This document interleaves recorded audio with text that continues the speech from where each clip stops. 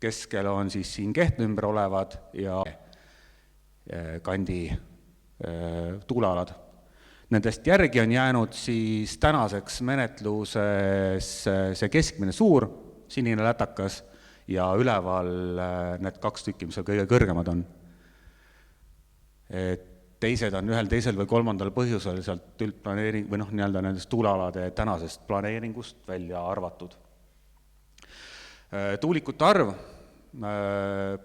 Paeküla algselt oli planeeritud kuni 9, aga seal on leitud siis edasisse menetluse käigus, et sinna tegelikult täna tuulikuid ei saa, ei taheta teha.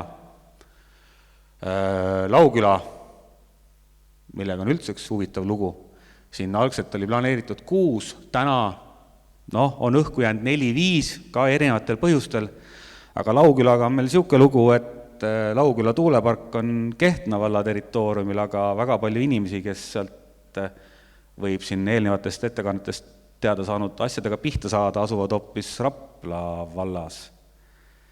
Et niisugune huvitav lugu. Siin ennem tuli jutuks, et ja ma siis nüüd teen selle asja ära, et tuulikutel on ka need mõjupiirkonnad, on seal kilomeeter ja siis edasi ja öeldakse, et on see nii-öelda taluvustasu või siis see selline kõige kaugem mõju on siis see 3 kilomeetrit nende paberite järgi. Et me siin aeg-ajalt teen nalja, et ma olen nagu mitte keegi, sest mul on täpselt kinnistu piiri peal see klaassein ees ja mul edasi see lugu ei tule kuskile. Aga siis kõige suurem, mis täna nagu menetluses on siis Hiie. See ei asu siit üldse väga kaugel. Linnulennult, ma arvan, 6-7-8 kilti heal juhul. Algselt oli plaanis siis 22, täna erinevatel põhjustel jutud liiguvad, et on jäänud 9. Täitsa vist lõpuni kinnitatud ei ole. Ja kõige rohkem oskame nagu täna rääkida sellest T4-st ise oma vaates, sest et see on nagu see tuulepark, mille pärast meie see selline kogukondlik väike ettevõtmine üldse tekkinud on ja millega me kõige rohkem tegelenud oleme. Ja siis tegeleda tundus kõige parem luua mingi juriidiline keha, mitte iga talumees ajab oma sauna taga asja. Et siis 24 aasta täitsa seal aasta lõpus sai loodud 5 küla MTÜ, kus algselt olid aktiivselt osalejad siis Kehtna vallast Vast ja Kalbu, Kärpla, Hiie ja Rõue kandi inimesed. Tänaseks on siis sealt ümbert veel haaratud kaasa, mina näiteks olen Kärpla naaberkülast, siin on nüüd siis Kaiu kogukond ja nii edasi, et kes tunneb, et see 5 küla paneb talle mingisuguse geograafilise piiri, siis ärge tunne ennast kuidagi puudutatuna, vaid tulge ka julgelt meie sekka jarutama ja rääkima, kui tahate. Ja siis, nagu ennem öeldud, siis see 25 aasta kõige olulisemaks teemaks sai meile siis T4 tuulepargi siis selline planeering leidma ja siis nagu need viiside leidmine, kuidas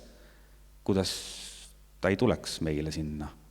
Ja selleks oleme hakanud ise sellisteks väikest viisi erinevateks teadlasteks, nagu siin teisedki inimesed on pidanud ise hakkama, et keegi meist ei ole detailplaneerija, keegi meist ei ole keskkonnade mõju hindaja, keegi ei ole haldusmenetlus mingi hull spetsialist ja nii edasi.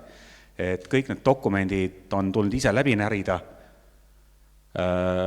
sealt järeldusi teha, oleme teinud päris palju ettepanekuid, hinnangute muutmiseks, märkusi, mis on vale, nendega kas siis arvestatakse või ei ole arvestatud ja kui on arvestatud, siis ma tegelikult täna veel ei tea, kus moodi on arvestatud, et minu ettepanekute või märkuste taha on pandud märge, et on arvestatud, aga ma ei tea veel, kuidas. Et ma saan aru, et see keskkonnamõjude hinnang on jälle töös, vist mingites muudatustes, et selle kohta varsti tuleb ka mul üks väike slaidikene, kuidas see värk üldse viltu on. Oleme kogunud circa 500 kohaliku elaniku allkirja selle tuulepargi arenduste vastu siin Kehtna vallas. Need on siis mitmel erineval nii eelmisele kui tänasele vallavolikogule ka üle antud. See 500, ma ei tea, kes seda Kehtna valla vaatlejat siin loeb, aga see on circa 10 Kehtna valla elanikest. Et polegi nagu väga väike arv. Siis oleme korraldanud erinevaid kokkusaamisi. Lisaks nendele, mis on olnud sellised valla poolt korraldatud, oleme teinud ka nii-öelda oma algatuslikke. Lisaks oleme nii-öelda silmast silma kohtumisi teinud ka ainult siis valimiseelsel perioodil siis erakondade või siis valimisliitude esindajatega, et natukene nagu aru saada, et mis see siis üldine suund ka tulevikus olema saab, mitte seda, mis me täna siin piike murrame. Oleme käinud ukselt uksele inimestega rääkimas, et meil on ühingus väga tublisid inimesi, kes tõesti ei karda käia ja rääkida inimestega. Tuulikute teema on valus, on selliseid tugevaid vastuolusid inimeste vahel ja väga tublid. Ja siis eelmise aasta teises pooles, sealt novembrikuust alates on ka natuke aktiivsem koostöö siis Kaiu piirkonnaga, sest et see õnnetu Lau tuulepark mõjutab rohkem sealkandis Kehtna valla, vähem Kehtna valla inimesi kui et Rapla valla inimesi. Ja mis me oleme siis natuke nüüd nagu teha saanud, on see, et esiteks me oleme teada saanud, et tuuleparkide arenduses mõju põhjus, kas midagi ära jätta või muuta, ei ole sugugi mitte inimene, vaid kõik need muud asjad, mis seal looduses on. Et siin on, ma panin inimese pildid lihtsalt igaks juhuks, panin neid vähem, et nad mõjutavadki vähem. Aga on see must toonekurg siin all paremal, tema on siin mõned pargid täitsa kaardilt maha tõmmanud ja mõnele pargile on lõiganud mingit nurki ära, et ta väiksem on. Siis on seal keskel on väike konnakotkas, kes näeb, ta küll tassib seal suusiirt, mitte konna, aga ta sööb iiri ka. Oleme pidanud hakkama ornitoloogideks, sest et linnud ja linnude pesitsemine ja pesitsusalad piiravad tuugenite paigutust ja nende hulka. Ja seal üle vasakul on niisugune lendav rott, habe lendlane, nahkhiir, kellega on veel mingi omaette huvitav lugu.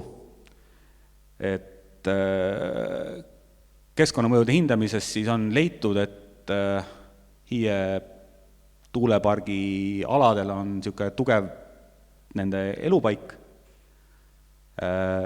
On tehtud täiendavaid uuringuid ja need uuringud on viidud edasi ka Kliimaministeeriumile ja sealt on nüüd tulnud vastus, et need uuringud, kohe siin vaatan, mul on endal väike spikker, et need uuringud praegu pole olnud pädevad. Et ühesõnaga KSA raames on leitud, et on, siis on tehtud täiendavad uuringud ja siis on ikkagi leitud, et need uuringud ei ole pädevad. Ma ei tea, võib-olla on loogiline, minu jaoks liiga loogiline ei ole.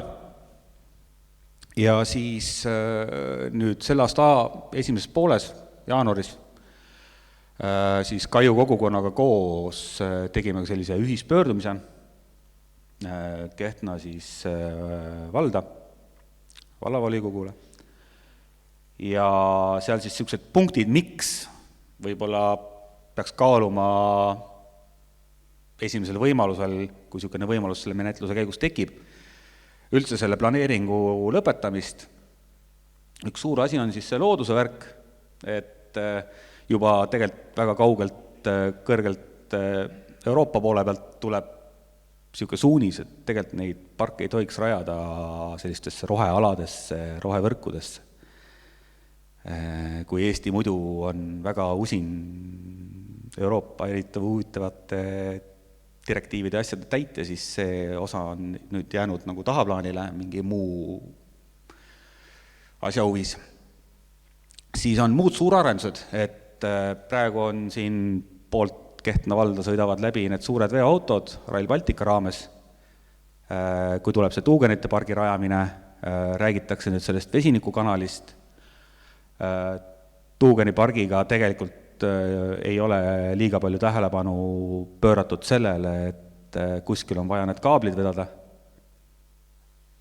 lähevad kuskilt korralikud kraavid, mis muidugi aetakse hiljem kinni, aga selle kraavide ümber tekivad mingid piirangud kellegile.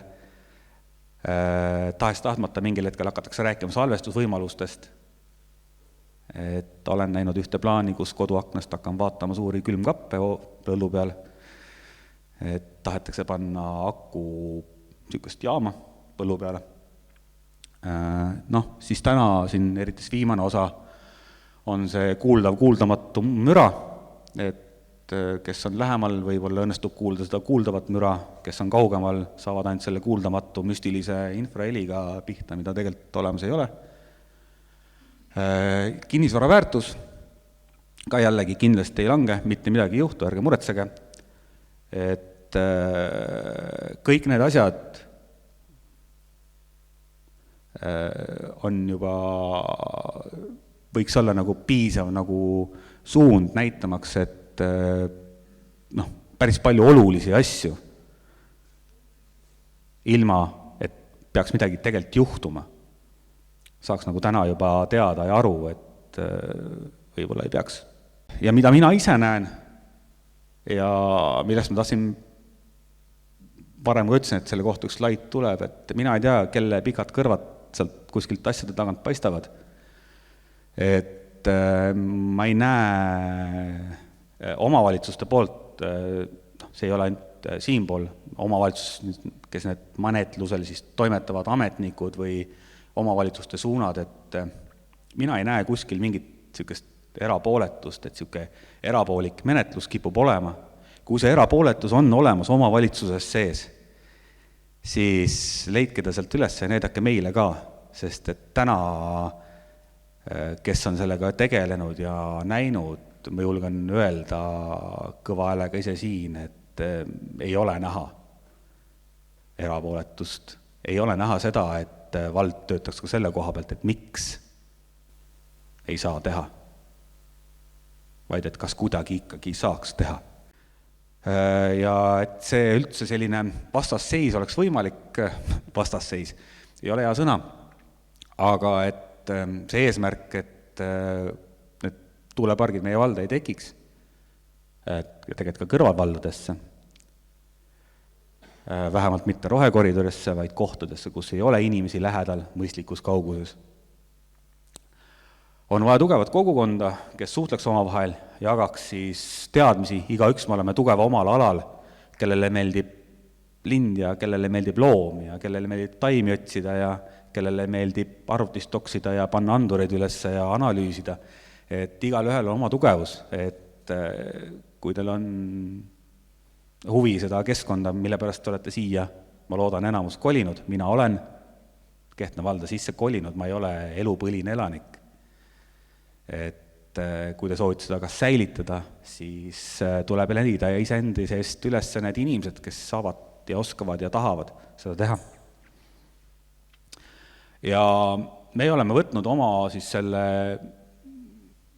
grupiga siin niisuguse väikse eesmärgi mitte tekitada väga tugevaid ja teravaid vastasseise. Mina ise olen üritanud alati neid nurki nagu lihvida, et ei mindaks nagu väga teravaks, vaid see selline jutuajamised ja vestlused ja arutletud inimeste vahel ja ametkondadega ja vallainimestega oleks mõistlikud, et ei mindaks teravaks, ei solvataks, ei tekiks isiklikel tasanditel pingeid, vaid need asjad tuleb ajada korralikult ja korrektselt korda, ilma siis liiga suurte emotsioonideta. Natuke emotsiooni on okei.